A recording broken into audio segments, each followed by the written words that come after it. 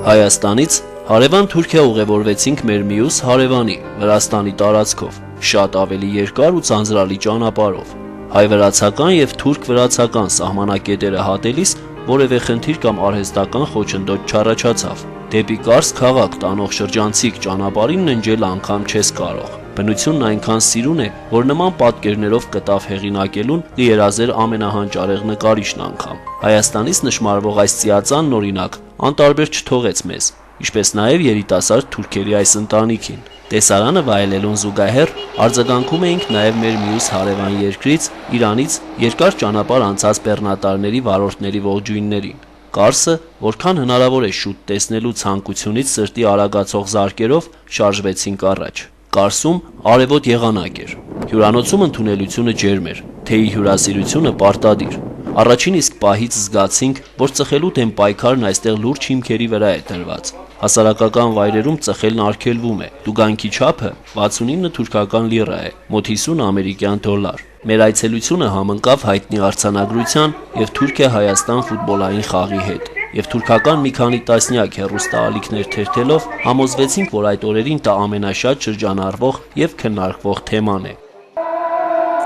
Կարսը առավոտյան մեզ դիմավորեց ինչպես բոլորին, նամազի երկարաշունչ հրավերով եւ փողոցների անկյուններում կայանած ոստիկանական մեքենաների ազդանշաններով։ Առաջինը մեզ դիմավորեցին տարբեր տարիքային խմբերի պատկանող հնավաճառներն ու մանրավաճառները։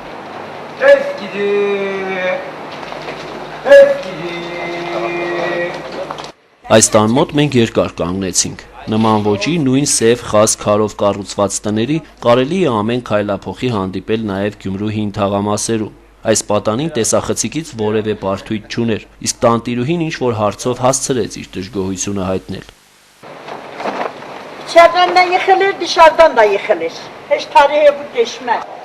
Լուսաբացից մի քանի ժամ անց արդեն մենք համոզվեցինք, որ կարսաբնակ թուրքերը հայերից պակաս հետաքրքրասեր չեն։ Մի քանի րոպեում նրանք սկսեցին շրջապատել մեզ։ Բեղերով հպարտացող այս մարդը շատ էր տպավորված իր հայաստանյան այցով եւ շտապեց պատմել, թե ինչպես են իրեն ընդունել Հայաստանում։ 1994 թվականին գնացի Հայաստան, գարմորթեցին, պատիվ տվեցին, ոչ մի պրոբլեմ չի եղել։ Ավանդույթները, նիստն ու կացը ամեն ինչը նման է։ Ստամբուլում հայ ընկերներ ունեմ եւ մենք մեր բերանի հացը կկիսենք իրար հետ։ Թող հայերը գնան, ոչ մի խնդիր չկա։ Իսկ այս երիտասարդն օրինակ պատրաստ էր քարկոծել թուրք գրող Նոբելյան մրցանակակիր Օրհան Փամուկին, ում համարում էր ժողովուրդների թշնամության հիմնական մեղավորը։ Օրհան Փամուկը եթե չի ընդունում մեր ժողովրդին, ուրեմն նա մեր գրողը չէ։ Հայերը մեր եղբայրներն են, մեր պապերը գնացել են Հայաստան, հայերը եկել են մեր մոտ։ Ֆիզիկապես կողք կողքի ենք, մշակույթը եւս նման է, բայց այդ տեսակ գրողների պատճառով մեր ժողովուրդները թշնամանում են։ Խավոր սամեկ հարաբերությունը եւս սովորել ենք հայերից։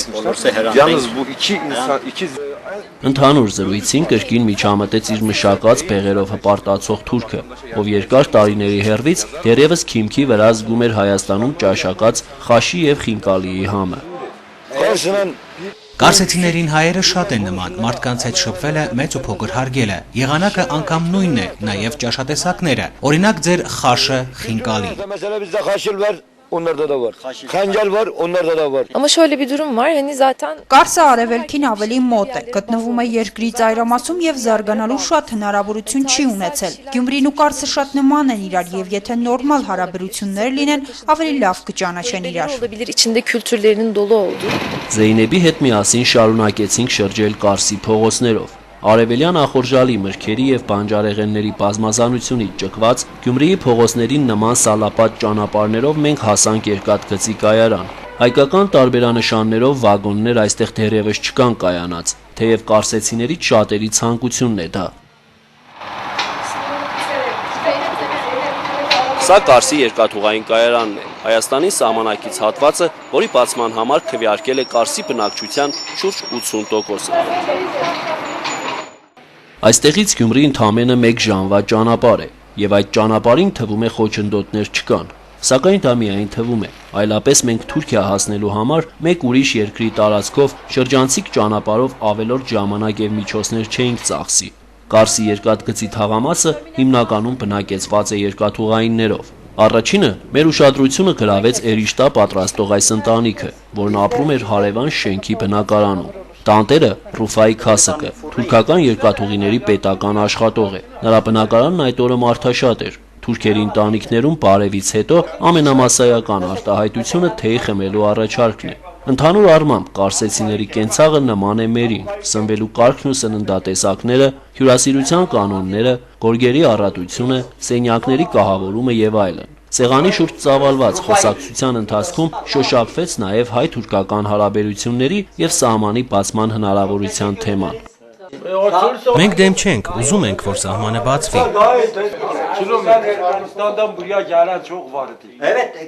Նախկինում հայերը ավելի շատ էին գալիս, հիմա ոչ։ Սահմանը որ բացվի, բոլորի համար լավ կլինի։ No problem, սա պետական քաղաքականություն է։ Մենք ուզում ենք, որ սահմանը բացվի։ Թուրքիան ոչ մեկի հետ թշնամություն չունի, ուրիշ երկրներ են խառնում։ Մենք ուզում ենք, որ բոլորի հետ լավ հարաբերություն ունենանք։ Մենք այցելեցինք Կարսի երկաթգծի հարևանությամբ գտնվող մեկ այլ բնակարան, որի նմաններին կարելի է հանդիպել Գյումրու որոշ թաղամասերում։ Մոհարիմ Թորոմանի բնակարանում որպես պատմական արժեք իր տեղում էր ցարական շրջանի պատի վառարանը։ Բացի դրանից տան ամբողջ գույքը կահ-կարասին նոր էր եւ ժամանակակից։ Ինչպես նշեց տանտիրուհին Մեհտաբ Թորոմանը, լավ ապրելու հնարավորություն իրենք ունեն, քանի որ ամուսինը երկաթուղային է, մեքենավար եւ ստանում է բավականին բարձր աշխատավարձ։ Ենթադրում էինք, որ երկաթուղայինների ընտանիքն ավելի հակված կլինի սահմանները բաց տեսնելուն, այդպես էլ կար։ Եթե սահմանը բացվի, առևտուրը կզարգանա, աշխուժություն կլինի, գնալ գալը կշատանա, ավելի լավ կլինի։ Հրաժեշտ տալով Թորոմանների ընտանիքին եղանք նաև նրանց հարևանների տանը, որն արդեն դատարկել էին նոր բնակարան տեղափոխվող տնօրները։ Սա մեր տունն է եղել, վարձով ենք ապրել։ Հիմա նոր շենքում բնակարան ենք ստացել, գնում ենք։ Պետությունը հիմա մեկ ուրիշին է հատկացրել։ Ծանոթանալով կարսեցիների ապրելակերպին ու կենցաղին անցանք պատմական վայրերի եւ մշակութային կառույցների ուսումնասիրությանը։ Դրանցով Կարսն անշուշտ հարուստ է։ Քաղաքի այցեքարտը համարվող հանրահայտ բերդը ժամանակին կարևոր պաշտպանական կառույց է եղել, իսկ այսօր արդեն իրենից պատմական մշակութային արժեք է ներկայացնում։ Սակայն բերդն իր նախկին դերը երբեմն կատարում է նաև այսօր, օրինակ օտար աչքից պաշտպանելով սիրահարված զույգերին։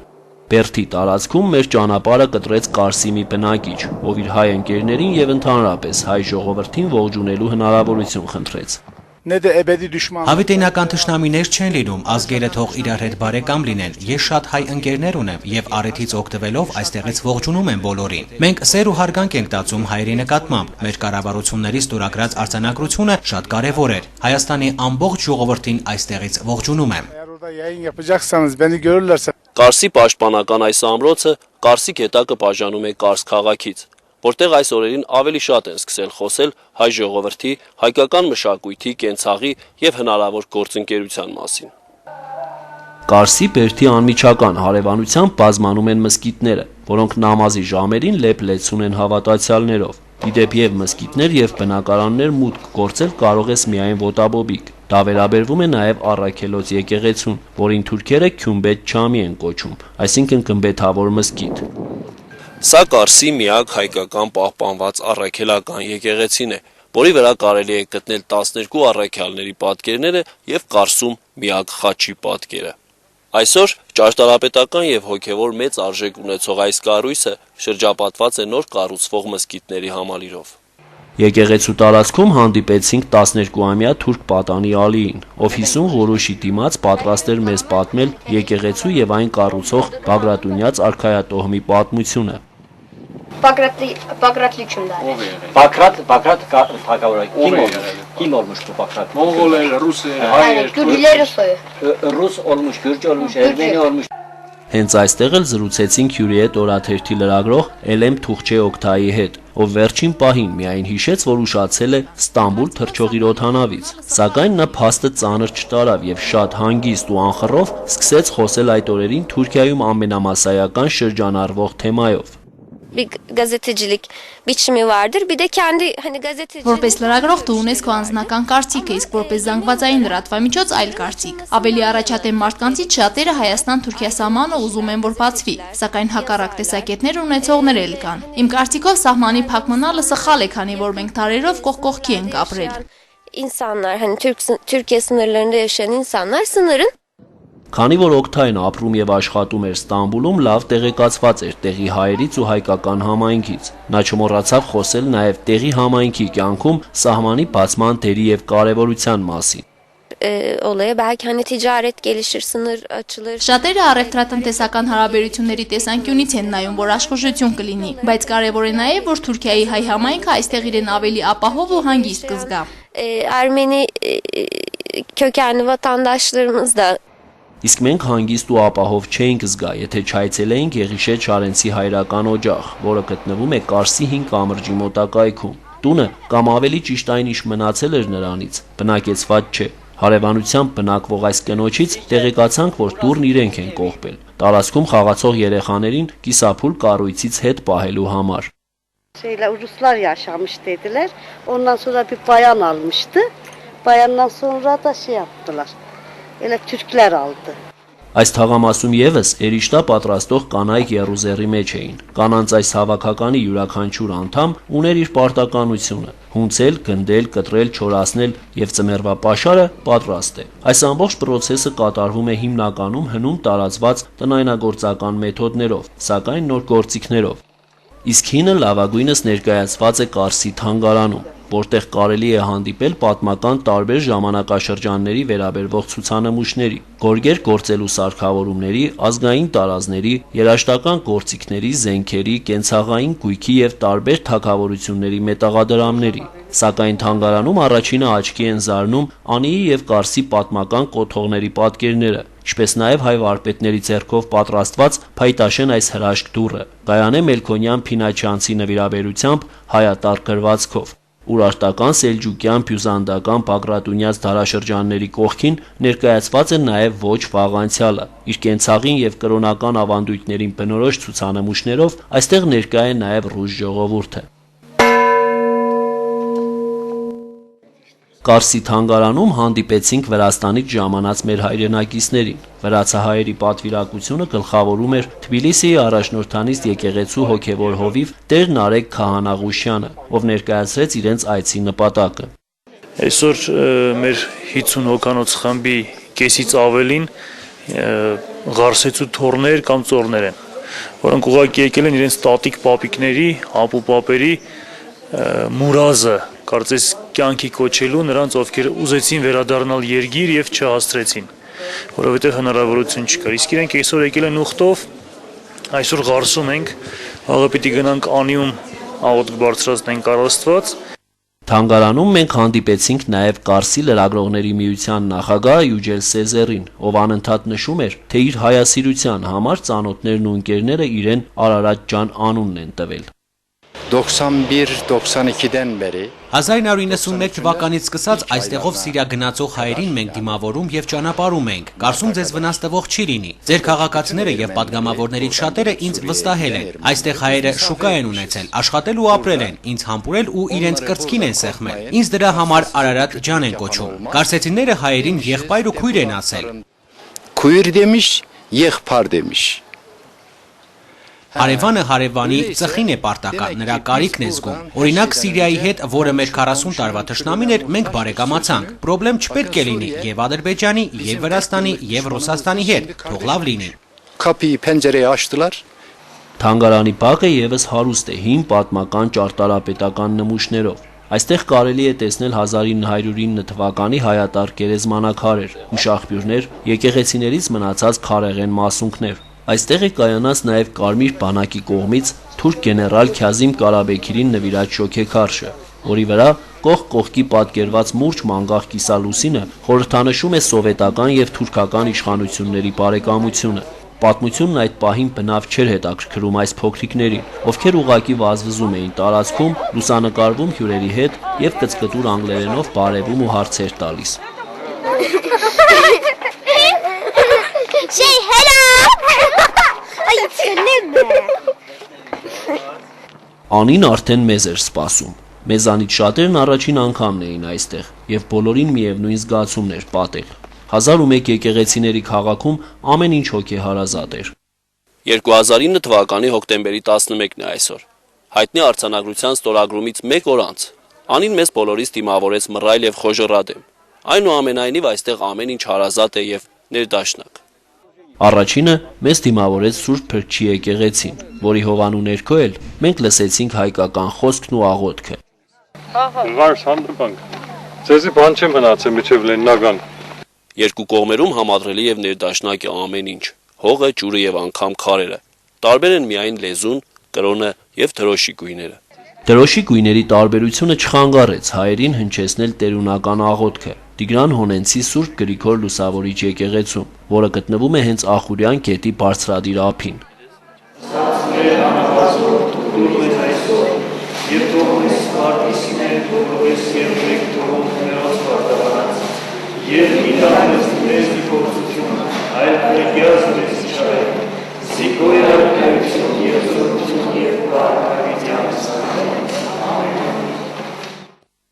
Կուսանած հրաշք վանքը մինչ օրս պահպանել է իր կուսական տեսքը եւ նայում է բլուրի վրա կառուցված աղջկա բերդին, որը սիրո տխուր պատմություն է ամփոփում իր մեջ։ Իշխանի աղջիկը սիրել է ոչ ազնվական ծագում ունեցող մի երիտասարդի։ Նրանց բաժանելու մոլուցքը իշխանին ստիպել է կառուցել այդ բերդը եւ դստերն աքսորել այնտեղ։ Մի փոքր հեռվում վեր է խոյանում Անիի գլխավոր մայր տաճարը իր վեհաշուկ խոյակներով։ Քիչ հեռու Մանուչեի մզկիթն է, որը կառուցվել է 1604 թվականին եւ ըստ պատմական տեղեկությունների նախկինում ծառայել է որպես մաքսատուն։ Այստեղ հարկեր եւ տուրքեր են մուծել Անիի հանրահայտ կամրջով քաղաք մտած վաճառականները, ովքեր մետաքսի ուղին կտրել անցել են այստեղով։ Եկեղեցիներից մի քանիսը փլվել են երկրաշարժի հետևանքով, սակայն պահպանել են իրենց վեհաշուկ տեսքը։ Առանձնակի ուշադրության է արժանի Պարոնի պալատը, եռահարկ մի ինքնատիպ շինություն, որը վեր է խոյանում ձորի երկայնքով ցկվող վիմափոր քարանձավային բնակատեղիների վրա։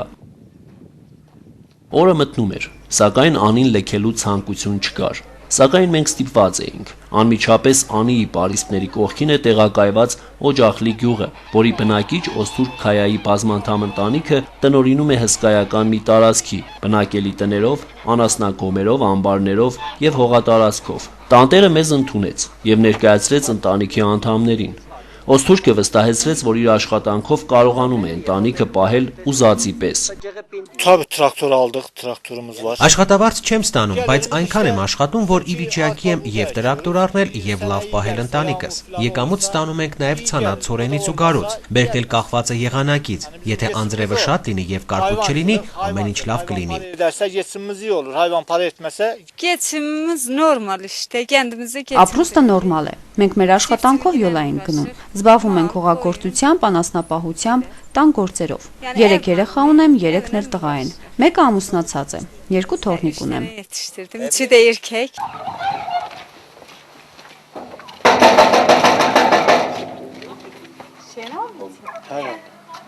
Aç kapıyı nehlere bakacaklar, şey o adamlar. Mallara bakacaklar. Gel. Gel. Aha. Diğerleri de düzdeler. Bunlar şimdi burada. Սրանք հորթերն են, իսկ այս կովը շուտով կծնի։ Դրա համար հանդ չենք ուղարկում։ Հորթերից մի քանի հատ արդեն ծախել եմ։ Գինը նայած անասունի։ Օրինակ մեկը ծախել եմ 1 միլիոնով։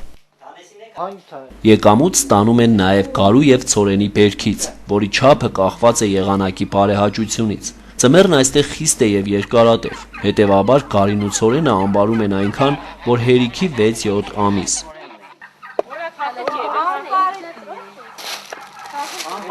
Ambar bura işte, taxıl koyduğumuz ambar burası. Այստեղ ամբարներն են, գարին ու ցորենն ենք այստեղ պահում, որ չփչանա։ Bu arpa. Yani çürümez burada. Çürümez. Burada çürümez. Հացը նման է մեր տնական բոքոնին։ Հացատունը իր տնայնագործական աքսեսուարներով գրեթե չի տարբերվում հայկական գյուղերի թոնրատներից։ Ամբուրդա pişirilmek. Այստեղ թխում ենք հացը։ 3 ենք թխել։ Շաբաթը մեկ անգամ միանգամից անում ենք։ 7 օր հերիքում է։ Ne yaptılar? Dün yaptılar. Խնամքով հավաքած աթարը այստեղ ամենատարածված վառելիքն է, եւ հաց են թխում, եւ հողը պարարտացնում, եւ տաքացնում բնակարանները։ Շեմը ոտաբոբիկ են հատում նաեւ հյուրերը, որոնց հյուրասիրելու պարտականությունը դրված է տան հարսի վրա։ Հացից եւ մոթալ պանրից հետո սեղանին հայտնվելու պատիվը վերապահված է թեին։ Օսթուրքի ընտանիքում հայերի մասին հարգանքով էին խոսում։ Տանտերը պատմեց տատից լսած մի պատմություն, որին ծանոթ էին ընտանիքի բոլոր անդամները։ Hiçbir zaman deyirdi biz kötülüklerini görmedik. Մենք ռուսների ու հայերի մեջ ենք ապրել, երբ նրանք հարսանիքներ են արել, հրավիրել են մեզ, իրենք էլ մեր հարսանիքներին են մասնակցել, մենք իրենցից վատություն չենք տեսել, միասին ենք ապրել։ Yani öyle bir şey yokmuş, hiçbir kötülük birbirlerinden kötülük.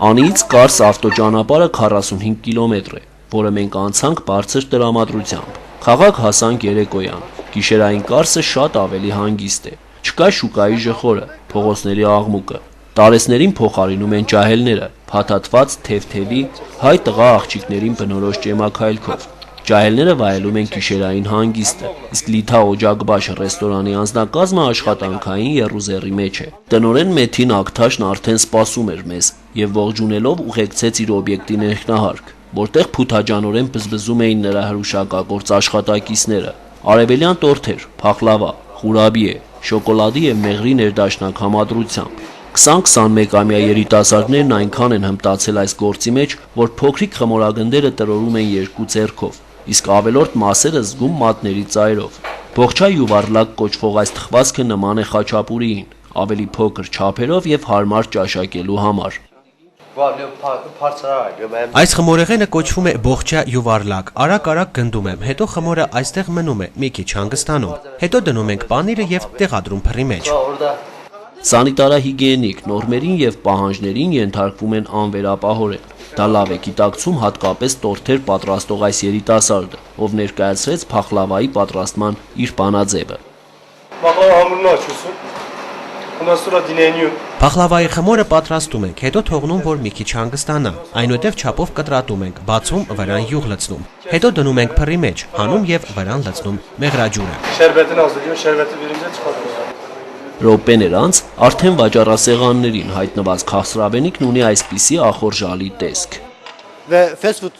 Ես աշխատակազմի ղեկավարն եմ, ունենք թուրքական խոհանոցի տարբեր ճաշատեսակներ եւ քաղցրավենիք, մատուցում ենք նաեւ իտալական խոհանոցի ուտելիք։ Այստեղ պատրաստում ենք, վաճառում հրուշակեղենը, իսկ վերևի հարկում մատուցում ենք։ Այս երիտասարդն օրինակ թուրքական խոհանոցի վարպետն է։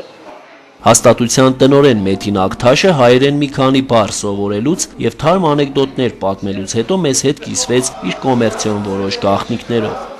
Günde ortalama 500-600 civarı. Օրվա ընթացքում ունենում ենք 500-ից 600 այցելու, բացի այդ ուտելիքը փաթեթավորում ենք եւ առաքում պատվիրատուներին։ Ունեմ 25 աշխատող, ովքեր ստանում են 600-ից 1300 լիրա աշխատավարձ, որի չափը կախված է աշխատանքի բարդությունից։ Աշխատանքի բարդությունից Լիթա օջակբաշում ոչ ոք չէր խուսափում։ Բոլոր աշխատողները արական սեռի ներկայացուցիչներ են։ Երիտասարդների այս աշխատախումբը միակը չէր կարծում, սակայն բոլորից առանձնանում էր իր կենսուրախությամբ եւ հայերի հանդեպ ջերմ վերաբերմունքով։ Okay, Ermenistan'a selam.